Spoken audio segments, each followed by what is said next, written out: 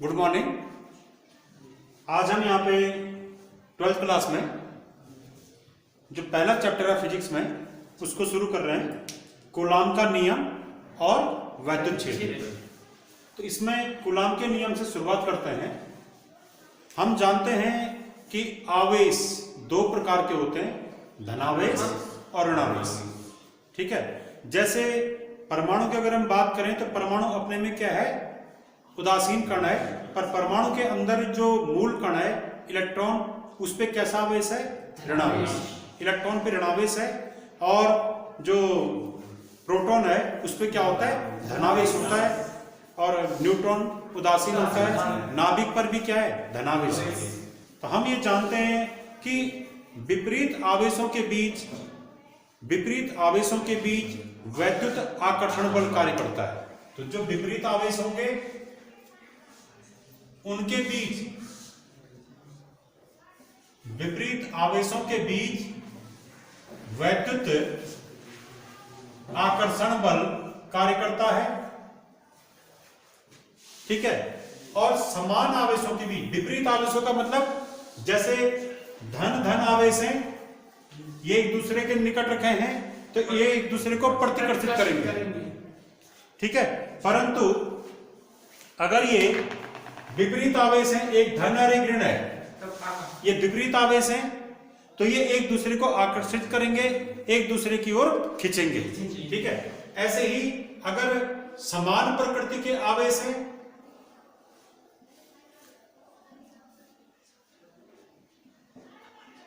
तो समान प्रकृति के जो आवेश होते हैं उनके बीच हमेशा वैद्युत प्रतिकर्षण बल कार्य करता है। वैद्युत प्रतिकर्षण बल, ये बल इनके बीच कार्य करता है।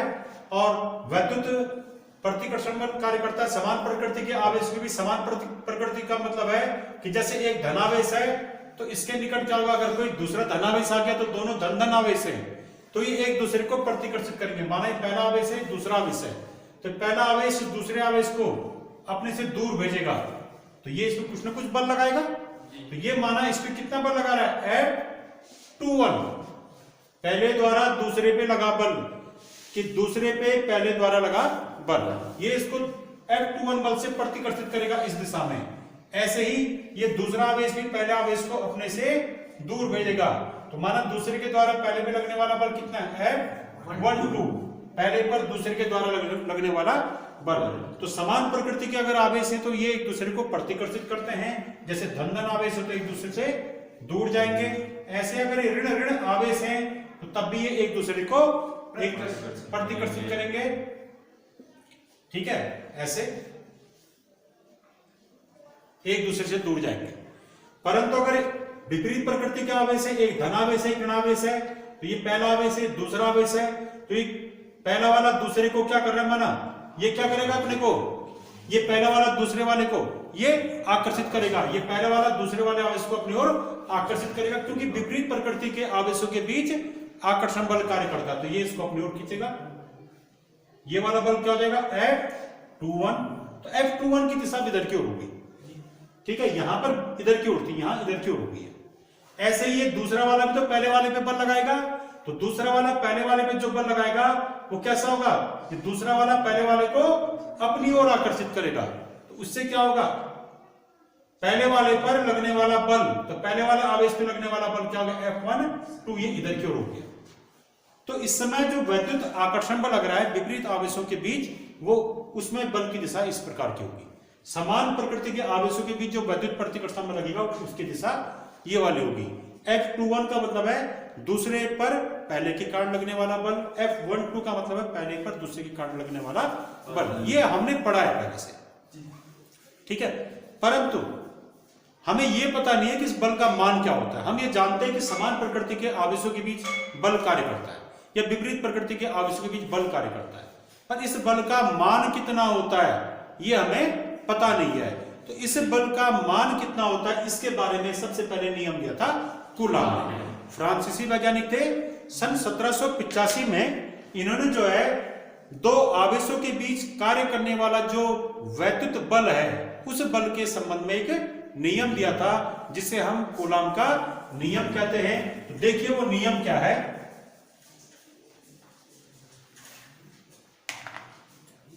कूलाम का नियम, तो इसमें जैसे यहां पर एक आवेशीय है, ठीक है, इसको मैंने धनावेश है माना ये, और एक दूसरा आवेश है ये दूसरा आवेश है, ये भी माना धनावेश है। इस पर Q1 कूलाम का आवेश है, इस पे Q2 कूलाम का आवेश है। आवेशों को कूलाम में नापते हैं, कूलाम आवेश का मात्रक है। और इन दोनों आवेशों के बीच की दूरी, इनके बीच की दूरी r है, ठीक है जी, इनके बीच की दूरी r है।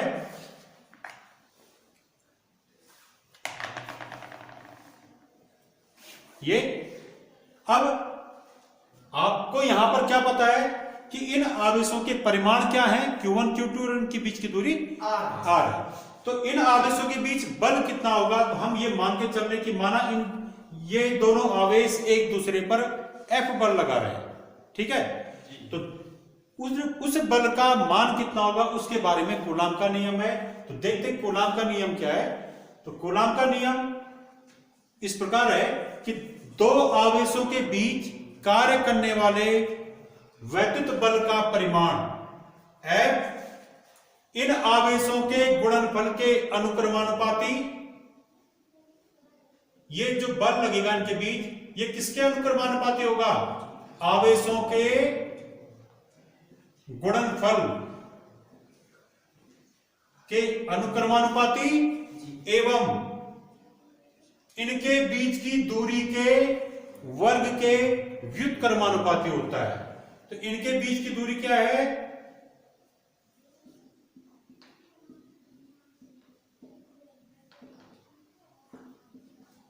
ये आवेशों के बीच की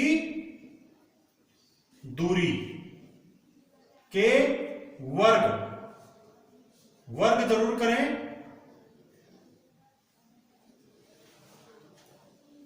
ये क्या है, F वैद्युत बल। तो दो आवेशों के बीच लगने वाला वैद्युत बल सदैव आवेशों के गुणनफल के अनुक्रमानुपाती एवं आवेशों के बीच की दूरी के वर्ग के व्युत्क्रमानुपाती होता है। इसे ही हम कूलाम का नियम कहते हैं, या कूलाम का सूत्र इसी से बनता है। तो देखिए आगे इसमें, इसको अगर हम सॉल्व करें, F यहां पर अगर इन दोनों को हम एक साथ लिखें कि F जो है इस पर भी निर्भर कर रहा है, F जो है इस पर भी निर्भर कर रहा है, तो इसका अर्थ है कि F इन दोनों के गुणनफल पर भी निर्भर करेगा। इनको गुणा कर दीजिए, इनको गुणा करने पे आ जाएगा F इज प्रोपोर्शनल टू क्या, आवेशों के बीच, आवेशों का गुणनफल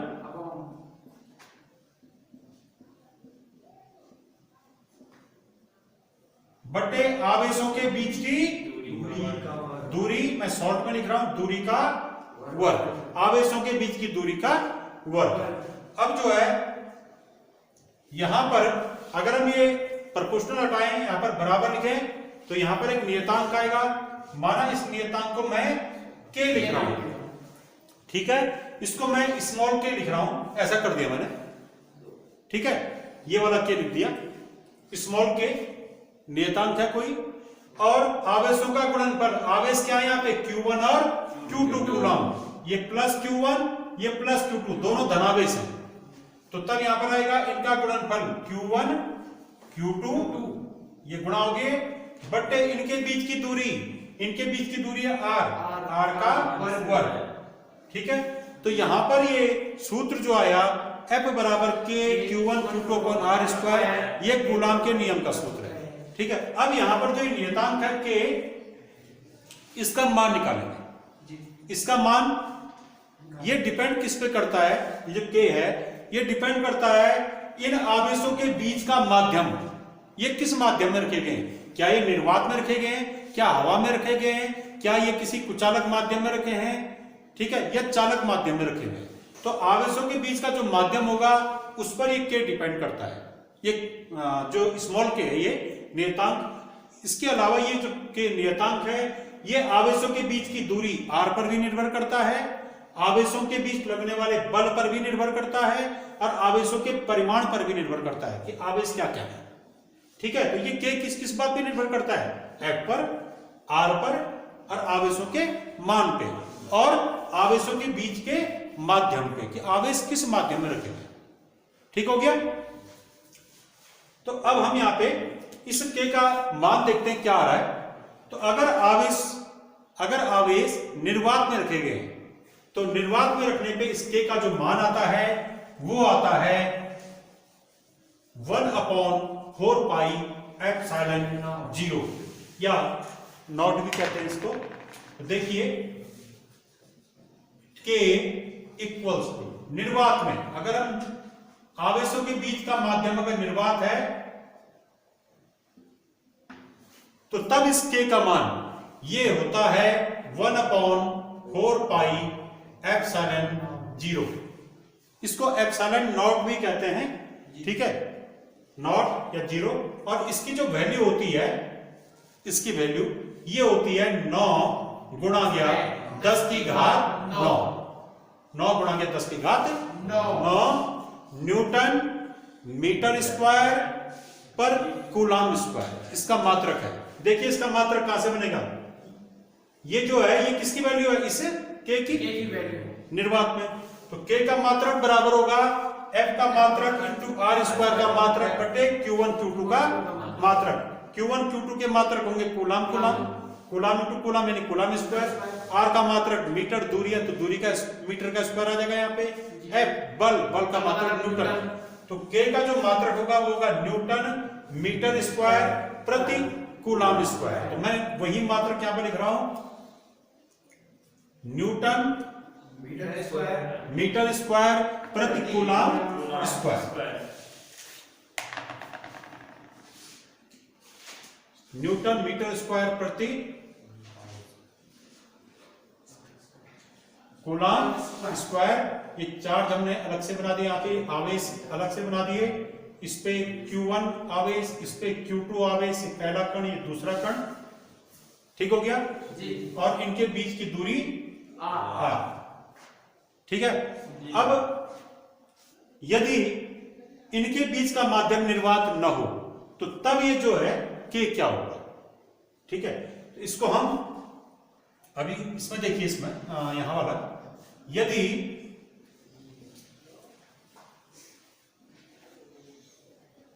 माध्यम निर्वात के स्थान पर कुछ और हो, कुछ और से मतलब है कोई कुचालक हो, कुचालक को यहां पर हम परावर्तित कर रहे हैं, तब समीकरण 1 में जो ये बल है वैद्युत बल, इसका सूत्र हो जाएगा वैद्युत बल F इक्वल्स टू, ये हो जाएगा 1/4 पाई एप्सिलॉन 0 और कैपिटल K। देखिए स्मॉल k नियतांक का मान क्या हो गया यहाँ पे? 1/4 pi epsilon 0 capital K into Q1 Q2 upon R square. ठीक है जी। इसको हम समीकरण नंबर 2 मान रहे हैं। ये तब आएगा ये सूत्र जब माध्यम निर्वात नहीं है, उस समय यहां पर ये वाला नियतांक आता है स्मॉल k के स्थान पे 1/4 पाई एप्सिलॉन 0 k। इसमें भी 1/4 पाई एप्सिलॉन 0 ये वाला कितना है? ये वाला है 9 गुणा के 10 की घात 9। तो यानी इतने को हम क्या लिख सकते हैं? 9 गुणा के 10 की घात 9 बटे k। अब k क्या कहलाता है इसमें? तो k जो है ये कहलाता है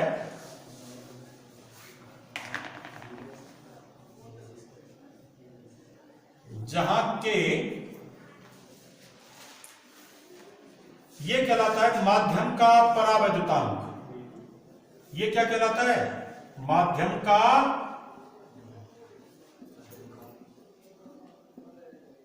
परावैद्युतांक ठीक है, माध्यम का परावैद्युतांक। और इसका मान निर्वात के लिए, K का मान निर्वात के लिए, अगर माध्यम निर्वात है तो इसका मान 1 होता है। याद रखना है, ये जो कैपिटल K है, स्मॉल k की बात नहीं कर रहा हूं मैं, कैपिटल K का मान क्या होता है 1, अगर माध्यम निर्वात है तो 1 हो जाएगा। तो सोचो क्या आएगा सूत्र, तो तब जो है ये जो समीकरण नंबर 2 था आपका कि निर्वात में सूत्र क्या बन जाएगा,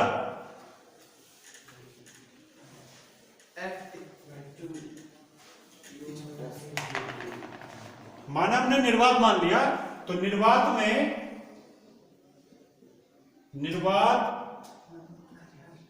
माध्यम में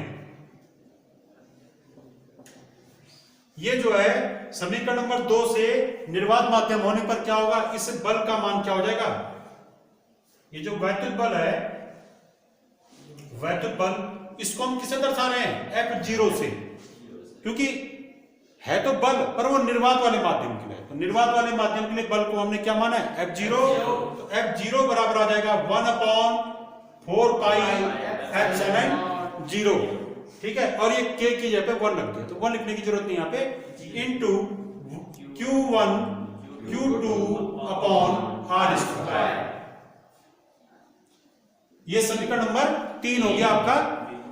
अब देखिए इसमें समीकरण नंबर 2 और समीकरण नंबर 3 का अगर हम तुलना करें इसकी, तो क्या आता है, समीकरण नंबर 2 तब है जब कोई भी माध्यम हो बीच में, और एक आपको कह देवे कि निर्वात या वायु है, तो हम K के स्थान पे 1 ले लेंगे, तब ये आएगा F0, ये निर्वात या वायु के लिए है।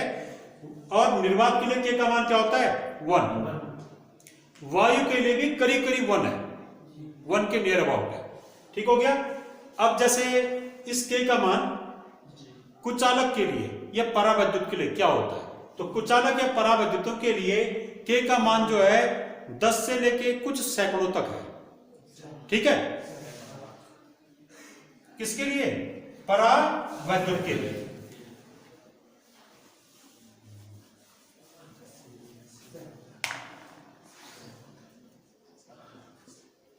यहां पर एक शब्द आ रहा है परावैद्युत, ये एक्चुअल में कौन से पदार्थ हैं, ये ऐसे कुचालक पदार्थ हैं जिनमें इलेक्ट्रॉन नाभिक से टाइटली बंधे हुए होंगे, बहुत दृढ़ता से बंधे हुए होंगे, और कोई भी मुक्त इलेक्ट्रॉन नहीं होगा। ऐसे पदार्थ जिनके परमाणुओं में इलेक्ट्रॉन नाभिक से बहुत दृढ़ता से बंधे होते हैं और कोई भी इलेक्ट्रॉन जो है गति के लिए स्वतंत्र नहीं होता, अर्थात मुक्त इलेक्ट्रॉन नहीं होते। परंतु ऐसे पदार्थ को अगर किसी बाह्य वैद्युत क्षेत्र में रखें तो तब ऐसे पदार्थों में जो है द्विध्रुव बन जाते हैं, द्विध्रुव बन जाते हैं, वैद्युत द्विध्रुव बन जाते हैं, और तब जो है उन पदार्थों में क्या होता है, वैद्युत क्षेत्र उत्पन्न हो जाता है। यानी सामान्यतः ये पदार्थ क्या होते हैं, कुचालक होते हैं, परंतु प्रबल वैद्युत क्षेत्र में ये पदार्थ क्या बन जाते हैं, इन पदार्थों में वैद्युत क्षेत्र उत्पन्न हो जाता है, ठीक है। वो इसलिए होता है कि इन पदार्थों में धन और ऋण आवेशों के जो केंद्र हैं वो अलग अलग हो जाते हैं, तो उसको हम बाद में चलाएंगे परावैद्युत को। ये एक प्रकार के कुचालक पदार्थ है, ठीक है।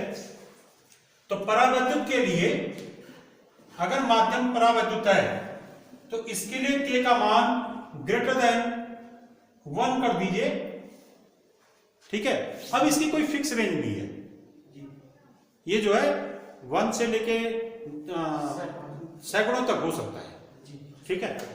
और ऐसे ही अगर माध्यम सुचालक है, जैसे अगर इसके बीच कोई चालक माध्यम रखा है, जैसे धातु रख दी इनके बीच, तो तब जो है इसके लिए K का मान अनंत हो जाता है।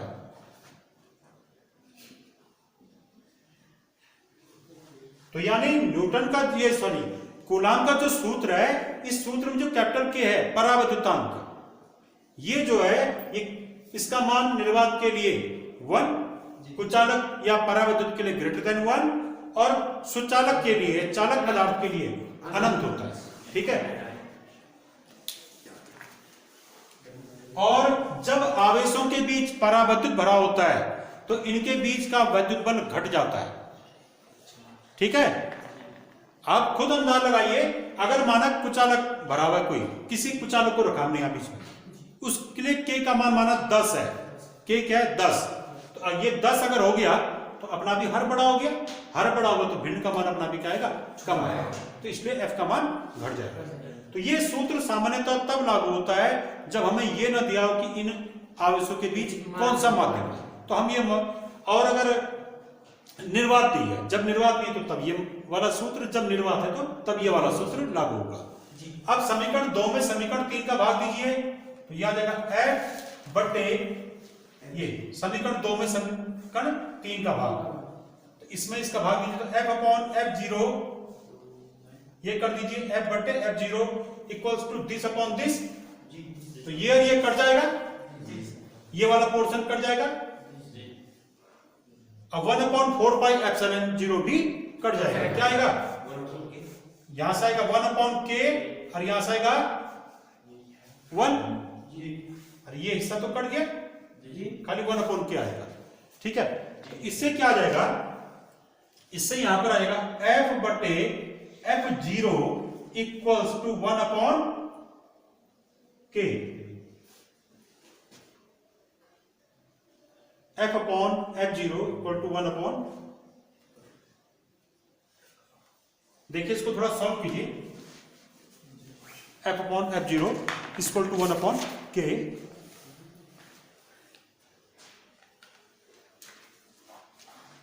सॉल्व करके देखिए इसको, f बटे एफ जीरो, यह आ गया 1/4 pi epsilon 0 k upon 1/4 pi epsilon 0, बाकी पोर्शन कट गया, ठीक है, ये और ये, तो ये आएगा सॉल्व करके वही आ रहा है f बटे F zero equal to 1/k, ठीक है।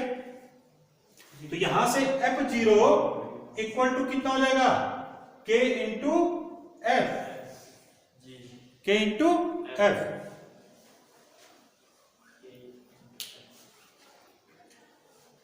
ठीक है ना। तो इसका अर्थ क्या है, कौन ज्यादा प्रबल होगा, अगर k का मान 1 है तो 1 होने पे ये दोनों बराबर हो जाएंगे, यह निर्वात है। अगर यहां पर परावैद्युत भरा हुआ है कुचालक, तो कुचालक के लिए k का मान क्या होता है, 1 से ज्यादा होता है। माना कुचालक ऐसा कुचालक है जिसके लिए k का मान 10 है, तो ये 10 कर दो इसको, तो यानी एफ जीरो किसके बराबर हो गया, एफ के 10 गुने के बराबर, तब भी पता चल रहा है कि एफ क्या है, एफ जीरो से कम है, ठीक है ना। तो ये वाला सूत्र आ गया हमें,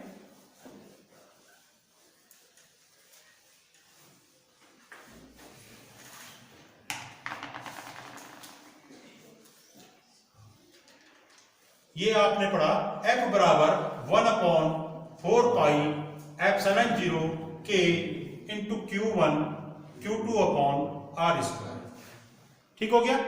और यहां पर आपने देखा कि f बटे एफ जीरो ये बराबर है आपका 1/k, इसका व्युत्क्रम कीजिए इसका, तो F zero upon F equal to k, ठीक हो गया। इस एफ जीरो और एफ के आधार पे हम k की परिभाषा दे सकते हैं, ठीक है। क्या परिभाषा होगी इसकी,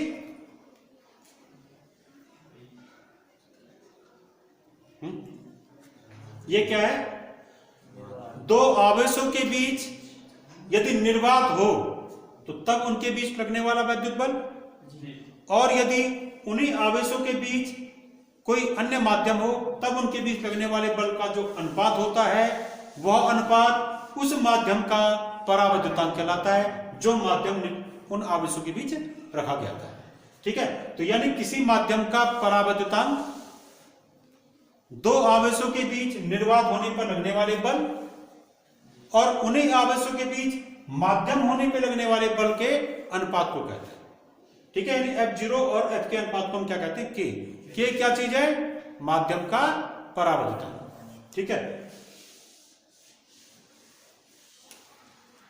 और यहां से एक सूत्र और भी है इसमें जो मैंने अभी आपको सिद्ध कराया था,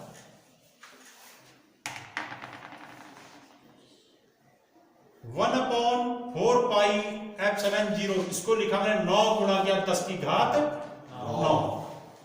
ठीक है, अब यहां से हम अगर एप्सिलॉन 0 का मान निकालें तो एप्सिलॉन 0 का मान क्या होगा, निकालिए। एप्सिलॉन 0 बराबर, इसको यहां लाइए, इसको यहां लाइए, तो यह आ जाएगा 1/4 pi into 9 into 10 to power 9 लिख सकते हैं इसको ऐसा।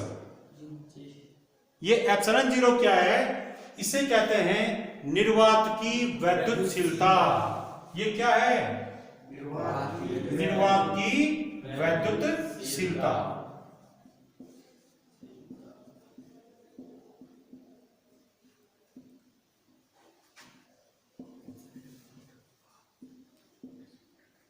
निर्वात की वैद्युतशीलता।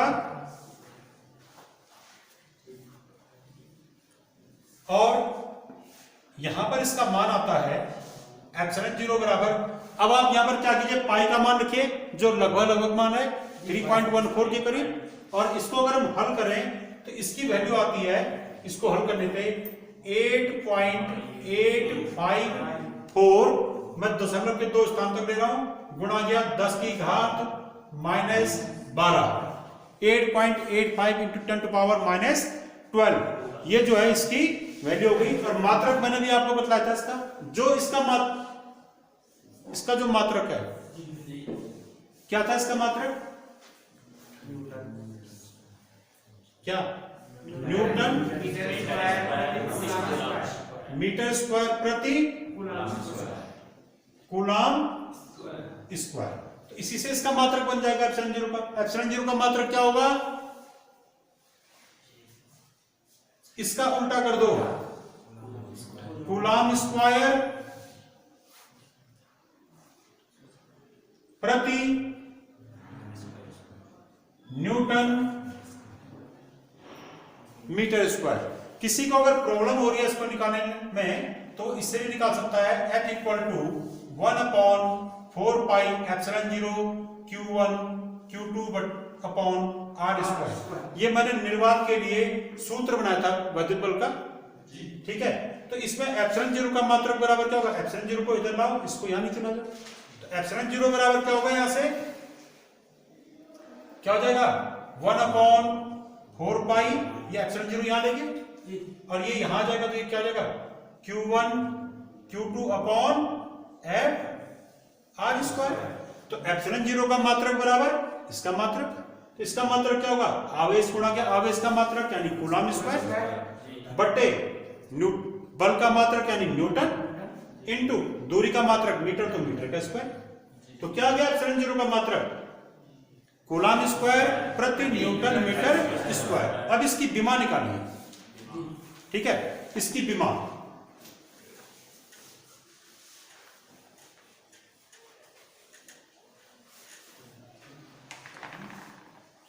इसकी विमा निकालने के लिए सबसे पहले आपको आवेश की विमा मालूम होनी चाहिए, आवेश Q की विमा।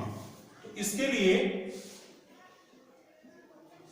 आवेश Q की विमा, तो आपने पढ़ा है आवेश बराबर होता धारा, हाँ, धारा गुणा गया समय।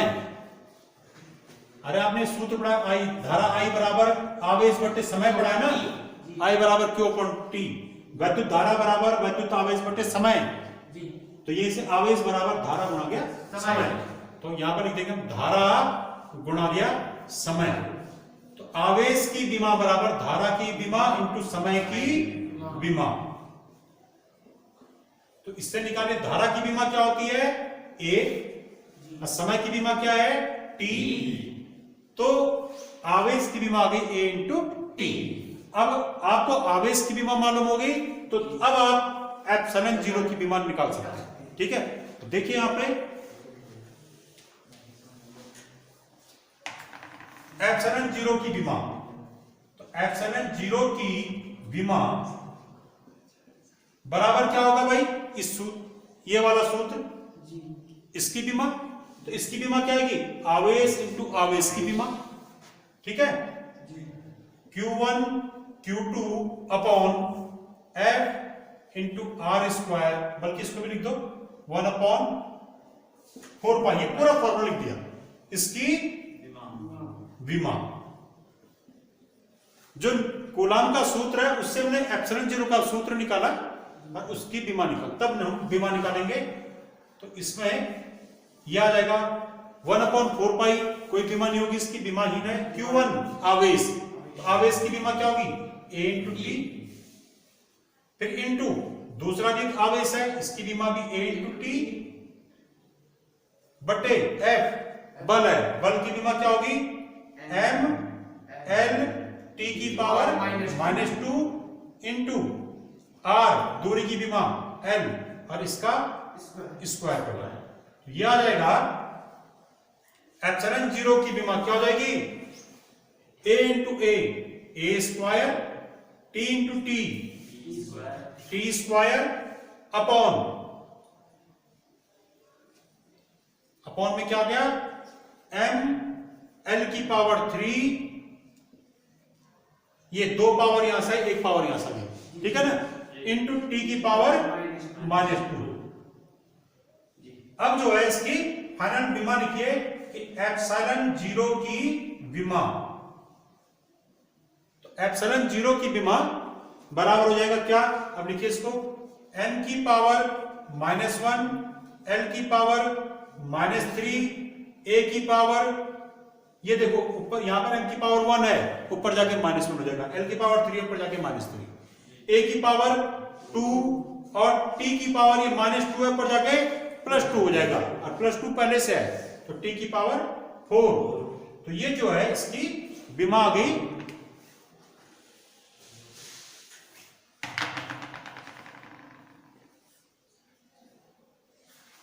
ठीक हो गया? m की पावर -1, l की पावर -3, a की पावर 2 और t की पावर -4। ठीक है, यहां पर जो है इसको आगे पीछे लिखा जा सकता है, ठीक है, एक बाद में t को पहले लिख सकते हैं हम इसमें। अब जो है यहां पे इसका एक रूप देखेंगे, सिर्फ सदिश रूप, कि कूलाम के नियम को सदिश रूप में प्रकट कीजिए। तो देखिए इसका सदिश रूप कैसे लिखते हैं। कूलाम के नियम का सूत्र क्या है?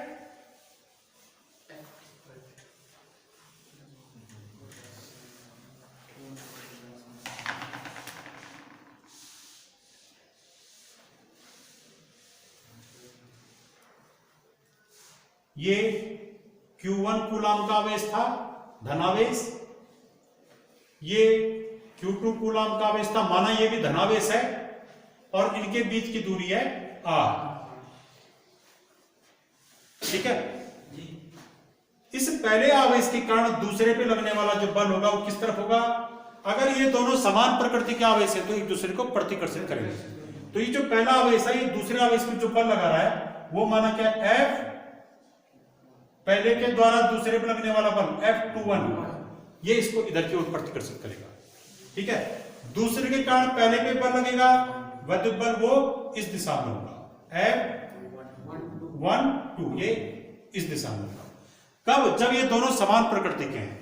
परंतु अगर ये दोनों विपरीत प्रकृति के हैं, एक +Q1 है और एक माइनस आवेश है, ये प्लस आवेश, ये माइनस आवेश, माना इनके बीच की दूरी r है, तो तब क्या होगा? इस पहले के द्वारा दूसरे पे लगने वाला बल, ये दोनों विपरीत प्रकृति के आवेश है, ये दोनों एक दूसरे को आकर्षित करेंगे। तो ये पहला वाला दूसरे वाले को अपनी ओर आकर्षित करेगा, ऐसे इस दिशा में। तो पहले के द्वारा दूसरे पे लगने वाला बल F21 वो इस दिशा में आ रहा है, ये हो गया F21, और ये दूसरा वाला भी पहले वाले को अपनी ओर आकर्षित करेगा, किस बल से? ये दूसरा वाला पहले वाले को अपनी ओर आकर्षित करेगा इस दिशा में, तो ये हो जाएगा F12, पहले पर दूसरे के कारण लगने वाला बल। तो जब ये आवेश विपरीत प्रकृति के होंगे तो इनके बीच लगने वाला जो विद्युत बल है वो इस प्रकृति का होगा, उसकी दिशा इस टाइप की होगी। ठीक है, कहां होगी? इन दोनों आवेशों को मिलाने वाली रेखा पर होगी। ठीक है, दोनों आवेशों के बीच लगने वाला बल दोनों आवेशों को मिलाने वाली रेखा पर की दिशा में होता है। ठीक है, दोनों आवेशों को मिलाने वाली रेखा की दिशा में होता है। इसीलिए जो ये विद्युत बल है ये केंद्रीय बल है। केंद्रीय बल ऐसे बल होते हैं जो दो बिंदुओं को मिलाने वाली रेखा की सीध में होते हैं। तो यहां पर ये दो बिंदु, दो आवेश हैं, इनको मिलाने वाली रेखा की सीध में ही क्या लगा है? वैद्युत बल लगा है। इसलिए वैद्युत बल क्या है? केंद्रीय बल है। ठीक है, यहां पर भी दोनों आवेशों को मिलाने वाली रेखा की सीध में लगा ये बल, ये वैद्युत बल। भले वैद्युत प्रतिकर्षण बल है, ये कौन सा बल है? वैद्युत आकर्षण बल है, पर दोनों ही बल क्या है? केंद्रीय बल है। ठीक है, तो यहां पर हमने जो इनके बीच वैद्युत बल का सूत्र है, उस सूत्र को सदिश रूप में प्रकट करना है, क्योंकि क्या है? बल सदिश राशि है। तो देखिए इसका सदिश रूप F equals to 1/4 pi epsilon 0 K है माना, सपोज कोई माध्यम रखा है बीच में, और Q1 Q2 upon R square, ये इसका बल का परिमाण प्रकट करने वाला सूत्र है। ये सदिश रूप नहीं है। तो इस सूत्र का सदिश रूप, इसका जो सदिश रूप है वो देखिए कैसे लिखेंगे। क्या आएगा? F इक्वल्स टू, यहां देखिए इसके ऊपर वेक्टर लगा दिया, और क्योंकि सदिश रूप है, अब इसको कैसे लिखेंगे सदिश रूप में? तो देखिए F equals to 1/4 pi epsilon 0 K, ऐसे लिखा, Q1 Q2 upon R square. अब इनटू यहां पर इनके बीच जो बल लग रहा है वो किस दिशा में है? वो दोनों रेखाओं, दोनों आवेशों को मिलाने वाली रेखा की दिशा में। तो इनके बीच की दूरी क्या है? R। अगर हम इसको त्रिज्य वेक्टर के रूप में प्रकट करें, जैसे माना यहां से यहां, इन दोनों के बीच की दूरी R है। अब मैंने कह दिया यहां से यहां का जो इस दूसरे कण की पहले कण के सापेक्ष स्थिति कितनी है? स्थिति सदिश वेक्टर R है। तो वेक्टर R क्या है? दूसरे कण की पहले कण के सापेक्ष स्थिति सदिश। तो इन दोनों के बीच की दूरी को हम एक सदिश के रूप में अगर प्रकट करें वेक्टर R से, तो ये वेक्टर R की दिशा होगी। तो इस दिशा में कोई ना कोई यूनिट वेक्टर भी होगा, क्योंकि प्रत्येक सदिश का अपना एकक सदिश होता है। तो इस R की दिशा में एकक सदिश क्या माना? R क्या है? प्रत्येक सदिश का अपना एक एकक सदिश होता है। तो अगर इस दिशा में R वेक्टर लगा है, तो इसी दिशा में क्या होगा? R कैप भी होगा। तो ये जो R कैप है, ये क्या है? एकक सदिश है किसका? वेक्टर R का। तो हम यहां पर इस सूत्र में F को वेक्टर F लिख देंगे, इसको 1/4 पाई एप्सिलॉन 0 K लिख देंगे, Q1 Q2 upon R square ऐसे नोट कर देंगे, इनटू यहां पर R कैप है, ये एकक सदिश है। ठीक है, ये इस बात को प्रकट करेगा कि जो बल है ये त्रिज्य वेक्टर R की दिशा में लगेगा, या त्रिज्य वेक्टर R की दिशा में या इसकी विपरीत दिशा पर उसी रेखा में होगा। ठीक है, अगला जो वीडियो होगा हमारा वो इस बात के लिए होगा कि कूलाम के नियम का सदिश रूप। ये मैंने बहुत शॉर्ट में बताया, ऐसे नहीं निकालते इसको। ठीक है, ये मैंने शॉर्ट में बताया है। कूलाम के नियम का सदिश रूप आएगा यही, पर इसको निकालेंगे, क्योंकि जैसे इन दोनों के बीच कौन सा बल कार्य कर रहा है? F21 F12। तो हम इस बात को प्रूव करेंगे ये दोनों बल आपस में क्या होते हैं? बराबर होते हैं। कूलाम के नियम का महत्व है कि ये कूलाम का नियम ये बतलाता है कि आवेशों के बीच बल कितना होता है। ठीक है, ये इस बात को बतलाता है कि इलेक्ट्रॉन नाभिक के चारों ओर नाभिक से जुड़कर परमाणु की रचना करते हैं। इसकी भी व्याख्या कूलाम के सूत्र द्वारा होती है। अणुओं के बनने की व्याख्या भी कूलाम के सूत्र द्वारा होती है, और अणु परमाणुओं के आपसी सम्मिलन से जो द्रव और ठोस बनते हैं उनकी व्याख्या भी कूलाम के सूत्र के द्वारा की जा सकती है। तो अगला टॉपिक जो है हमारा कूलाम के नियम का सदिश रूप होगा। Thank you.